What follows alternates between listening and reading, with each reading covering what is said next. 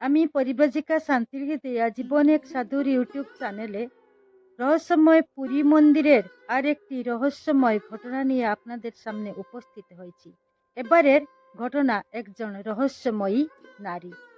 পুরী মন্দিরের প্রাক্তন প্রশাসক স্বর্গত রবীন্দ্রনারায়ণ মিশ্রের ওড়িয়ায় কথিত এই ঘটনা আমি বাংলায় অনুবাদ করে আপনাদের সামনে উপস্থাপনা করতে যাচ্ছি। হঠাৎ সেই রহস্যময় নারী বললেন, আমাকে নীলাচল উপবনে যেতে হবে। প্রশাসক মহাশয় বললেন, আমিও আপনার সাথে যাব। রমণী দৃঢ়কণ্ঠে প্রতিবাদ করে বললেন, না না, আপনি এ দৃশ্য দেখতে পারবেন না। প্রশাসক মহাশয় বললেন, না, আমি যাব। ইতিমধ্যে রমণী নীলাচল উপবনের দিকে দ্রুতপদে এগিয়ে গেছেন। প্রশাসক মহাশয়ও তার অনুসরণ করলেন। হঠাৎ রমণী পিছনে ফিরে দৃঢ় প্রতিবাদ স্বরে বললেন, আপনি আর এক পাও এগোতে পারবেন না। এই বলে সেই রহস্যময়ী রমণী চলে গেলেন নীলাচল উপবনের দিকে। প্রশাসক মহাশয় অনুভব করলেন তার পা আটকে গেছে। তিনি তার পা তুলতে পারছেন না বা এগোতে পারছেন না। এবারে মুখ্য বিষয়টি আলোচনা করা যাক। পুরী মন্দিরে প্রশাসক থাকাকালীন স্বর্গত রবীন্দ্রনারায়ণ মিশ্র এক রহস্যময়ী নারীর কার্যকলাপে সন্দিহান হয়ে পড়েন এবং তার কার্যকলাপের উপর তীক্ষ্ণ দৃষ্টি রাখেন। পুরী মন্দিরের দক্ষিণ দ্বারে, যেখানে প্রভু জগন্নাথ সাদা ঘোড়ায় বসে আছেন, প্রায় দিন সেই রহস্যময়ী নারী সেখানে গিয়ে দই ঢেলে দেয়। আবার রাত্রে জগন্নাথ মন্দিরের পশ্চিম দ্বারে অবস্থিত প্রভু জগন্নাথের ফুলবাগানে নীলাচল উপবনে নিজেকে কোথায় হারিয়ে দেয় এবং সেই উপবন থেকে মাঝরাতে একাকী বেরিয়ে আসে। আবার তিনি তাকে লক্ষ্য করেন। সেই রহস্যময়ী নারী উত্তরদ্বারে অবস্থিত কৈলি বৈকুণ্ঠে, যেখানে নবকলেবরের সময় 3 ঠাকুরের শরীরকে সমাধি দেওয়া হয় এবং নতুন শরীর তৈরি হয়, সেই দ্বারদেশে সন্ধ্যার সময় কান পেতে যেন কিছু শোনেন। সাধারণত সন্ধ্যার সময় সেখানে কেউ যায় না।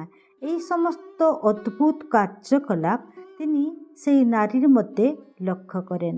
তাই তিনি নিশ্চিত হন যে এই নারী সাধারণ নন, ওর মধ্যে কিছু রহস্য লুকিয়ে আছে এবং সেই রহস্যকে ভেদ করার জন্য তিনি সুযোগের অপেক্ষায় থাকেন। একদিন সেই সুবর্ণ সুযোগ এলো, যখন সেই রমণী দক্ষিণ দ্বারের সাদা ঘোড়া উপরে বসে থাকা প্রভু জগন্নাথের নিচে দই ঢেলে দিচ্ছে। তখন প্রশাসক মহাশয় তাকে জিজ্ঞাসা করেন যে তিনি কেন সেখানে দই ঢালেন। চমকে পড়লেন রমণী এবং তিনি এই সমস্ত বিষয়ে কিছু না বলে নিজের ভাবকে লুকিয়ে নিতে চেষ্টা করলেন। প্রশাসক মহাশয় আবার জিজ্ঞাসা করলেন, আপনি কিছু লুকাতে চাইছেন? রমণী বললেন, আপনি কেন এসব জানতে চাইছেন? প্রশাসক মহাশয় বললেন, আমি এই মন্দিরের প্রশাসক হিসেবে ঠাকুরের সেবারত এবং এই রকম সন্দেহজনক কার্যকলাপ কিছু মানুষদের মধ্যে দেখলে আমি তাদের উপরে তীক্ষ্ণ দৃষ্টি রাখি। আপনাকে আমি অনেক দিন ধরে দেখছি এবং আপনার কার্যকলাপ সাধারণ মানুষ থেকে ব্যতিক্রম মনে হচ্ছে। রমণী জিজ্ঞাসা করলেন, আপনি আর কি দেখেছেন? প্রশাসক মহাশয় বললেন, আপনি রাত্রে নীলাচল উপবনে প্রবেশ করছেন এবং সেখান থেকে মাঝরাতে বেরোচ্ছেন। সেই সময় সেখানে কেউ লোকজন থাকে না, আপনি একাকী সেখানে যাওয়া আসা করেন। রমণী আবার জিজ্ঞাসা করলেন, আপনি আর কি দেখেছেন? প্রশাসক মহাশয় বললেন, আপনি কৈলি বৈকুণ্ঠে, যেখানে কেউ সন্ধ্যা হলে যায় না, আপনি সেখানে রাত্রি গিয়ে উত্তর দ্বারের গায়ে কান দিয়ে যেন কিছু শুনছেন। একটু আশ্চর্য হয়ে রমণী বললেন, আপনি এত কিছু দেখেছেন? ধরা পড়ে গেলেন রমণী প্রশাসক মহাশয়ের হাতে। সেই সমস্ত ঘটনা বলার আগে তিনি এক শর্ত রাখেন প্রশাসক মহাশয়ের সামনে। তিনি বলেন, তিনি যা বলবেন সেই সমস্ত কথা যেন তিনি 10 বছর আগে কোথাও প্রকাশ না করেন। রমণী শুরু করলেন তার কাহিনী। তিনি বললেন, তার জন্ম উত্তরপ্রদেশে একটি সম্ভ্রান্ত পরিবারে। তাদের পরিবারের সমস্ত সদস্য প্রভু জগন্নাথের বড় ভক্ত। তিনিও ছোট থেকে প্রভু জগন্নাথের একজন উপাসিকা। তাদের বাড়িতে প্রভু জগন্নাথের নিত্য পূজা হয়। তিনি যখন পুরী আসেন তখন তিনি তার নিজের আয়ত্তে থাকেন না। রাত্রে তাকে যা স্বপ্নাদেশ হয় সেই অনুযায়ী তিনি সারাদিন প্রভু জগন্নাথের বিভিন্ন লীলায় অবতীর্ণ হন। দক্ষিণ দুয়ারে দই ঢেলে তিনি মানিক গোয়ালির ভূমিকায় অবতীর্ণ হন। প্রভু জগন্নাথের প্রধান সেবক পুরীর রাজা পুরুষোত্তম দেবের জন্য একবার প্রভু জগন্নাথ ও প্রভু বলভদ্র যুদ্ধক্ষেত্রে অবতীর্ণ হয়ে রাজাকে কাঞ্চি অভিযানে বিজয় করেছিলেন। এই সময় প্রভু জগন্নাথ ও প্রভু বলভদ্র যথাক্রমে সাদা ও কালো ঘোড়ায় কাঞ্চি অভিযানে যাত্রা করার সময় রাস্তায় মানিক গোয়ালি থেকে দই খেয়ে তাকে তাদের রত্ন আংটি দিয়ে বলেছিলেন আংটিটি রাজাকে দেখিয়ে দইয়ের মূল্য নিয়ে নিতে। পরে রাজা যখন সেই রাস্তা দিয়ে আসেন মানিক গোয়ালি সেই আংটিটি রাজাকে দেখায় ও দইয়ের মূল্য চায়। রাজা পুরুষোত্তম দেব চিনতে পারেন সেই আংটিটি প্রভু জগন্নাথের। তাই তিনি মানিক গোয়ালিকে অনেক ধনরত্ন দিয়ে তার নামে একটি গ্রাম লিখে দেন। সেই গ্রাম মানিকপাটনা নামে ইতিহাস প্রসিদ্ধ। তাই সেই রমণী মানিক গোয়ালির ভূমিকায় অবতীর্ণ হন স্বপ্না দেশে। প্রশাসক মহাশয় রমণীকে জিজ্ঞাসা করেন রাত্রি তিনি কেন নীলাচল উপবনে প্রবেশ করে মাঝরাতে সেখান থেকে ফিরেন। রমণী বললেন স্বপ্নাদেশ অনুযায়ী আমি নীলাচল উপবনে গিয়ে ধ্যান করি। একটু ধ্যান করার পর আমাকে সব কিছু দেখা যায়। এই জায়গাটাই আর মন্দির থাকে না। এখানে আমি ফুল ফলে ভরা সুন্দর একটি বনানী দেখতে পাই। বনানীর মধ্যে পাহাড় ও ঝর্ণার জল কুলুকুলু হয়ে বইতে থাকে। পাখিদের কাকলি ও কুহুতান বনানীকে করে দেয় আরও মনোরম। আর দেখি সেখানে পাহাড়ের গুহায় প্রভু নীলমাধবের সুন্দর প্রতিমা। আমি তখন ললিতার ভূমিকায় অবতীর্ণ হই। আমি দেখি আমার স্বামী বিদ্যাপতি ও বাবা বিশ্বাবসুকে।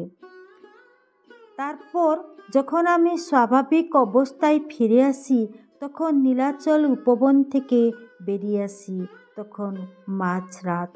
আমি যখন উত্তরদ্বারে সন্ধ্যার সময় কান পেতে কিছু শুনি তখন আমি রানী গুন্ডিচা ভূমিকায় অভিনয় করি। স্বয়ং বিশ্বকর্মা প্রভু জগন্নাথ বলভদ্র ও মা সুভদ্রার মূর্তি তৈরি করতে থাকেন। আর সেই মূর্তি তৈরির হাতুড়ির ঠক ঠক আওয়াজ আমি শুনতে থাকি। প্রশাসক মহাশয় জিজ্ঞাসা করলেন আপনি এইসব ভূমিকায় অভিনয় করেন কেন? রমণী বললেন আমি একটি স্বরের নির্দেশে কাজ করি। সে স্বর আমি কখন স্বপ্নে শুনি তো কখন শুনি শূন্য আকাশ থেকে, এবং সেই অনুযায়ী আমি আমার অভিনয় সম্পন্ন করে অভূতপূর্ব আনন্দ অনুভব করি। আমার এই কার্যকলাপ সাধারণত এই মন্দিরে কেউ লোকজন দেখতে পায় না। আপনি একজন অত্যন্ত ভাগ্যবান ব্যক্তি যে কারণে আপনি প্রভুর লীলা প্রত্যক্ষ করছেন। সেই রমণী যখন এই সমস্ত কথা ব্যাখ্যা করছিলেন তখন তার শরীর থেকে একটি জ্যোতি নির্গত হচ্ছিল। হঠাৎ রমণী অন্যমনস্ক হয়ে গেলেন। বললেন আমাকে নীলাচল উপবনে যেতে হবে। প্রশাসক মহাশয় বললেন আমিও আপনার সাথে যাব। রমণী দৃঢ়কণ্ঠে প্রতিবাদ করে বললেন না, আপনি এ লীলা দেখতে পারবেন না। প্রশাসক মহাশয় বললেন না, আমি যাব। ইতিমধ্যে রমণী নীলাচল উপবনের দিকে 2 পা এগিয়ে গিয়েছিলেন। প্রশাসক মহাশয়ও তার পিছনে এগোলেন। হঠাৎ রমণী পিছনে ফিরে দৃঢ় প্রতিবাদ স্বরে বললেন আপনি আর 1 পাও এগোতে পারবেন না। এই বলে রমণী চলে গেলেন নীলাচল উপবনের দিকে। প্রশাসক মহাশয় অনুভব করলেন তার পা আটকে গেছে। তিনি তার পা আর তুলতে পারছেন না বা এগোতে পারছেন না। ইতিমধ্যে রমণী সেই স্থান থেকে অদৃশ্য হয়েছেন। যখন তিনি তার পা পিছনের দিকে তুলে হাঁটতে চেষ্টা করলেন দেখলেন তিনি হাঁটতে পারছেন। ফিরে এলেন প্রশাসক মহাশয় অভূতপূর্ব অনুভূতি নিয়ে। মানিক গোয়ালি, ললিতা রানী গুন্ডিচা বিশ্বাবসু সম্পর্কে জানতে চাইলে ডেসক্রিপশনে এই সমস্ত লিঙ্ক আমি দিয়ে দেব। লিঙ্কে ক্লিক করে আপনারা ভিডিওগুলি দেখে নিতে পারেন। ভিডিওটি দেখার জন্য অনেক অনেক ধন্যবাদ। আপনারা ভালো থাকবেন, সুস্থ থাকবেন। জয় জগন্নাথ। আবার দেখা হবে পরের ভিডিওতে।